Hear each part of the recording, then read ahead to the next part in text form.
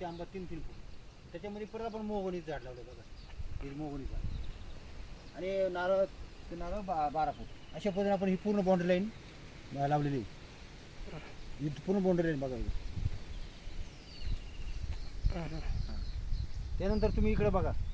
आता तुम्ही इकडं आपण काय केलं, इथं झेन नावाचा आंबा लावला आहे. झेन नावाचा इथं बाउंड्री लाईन आपण नारळ लावलं आहे आणि कडाला मोहगुणी पण लावलेलं आहे.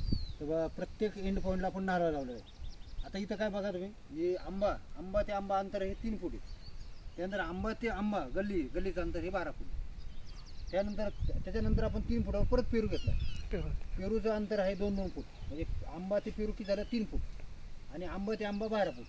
नंतर पेरू 3 फूट. त्यानंतर पेरू परत त्या साईडला आपण परत पेरू लावला. पेरू 12 फूट झाला. पण पेरू ते आंबा हे किती झालं 9 फूट झालं. आलं लक्षात. अशा पद्धतीने आपण झेन नावाचा आंबा लावला इथं आणि त्याला आंतरपीक म्हणून आपण पेरू लावला. हा सदाबहार पेरू. म्हणजे झेन नावाचा आंबा हा पण 12 आंबा आहे. वर्षभर आंबा येणारा आंबा आहे. त्यानंतर पेरू पण हा 12 येणारा आंबा आहे. त्याला नाव सदाबहार पेरू. म्हणजे तुम्ही विचार करा, पेरूचं पण उत्पादन तुम्हाला भेटणार आहे, आंब्याचं पण उत्पादन भेटणार आहे. आंब्याचं म्हणजे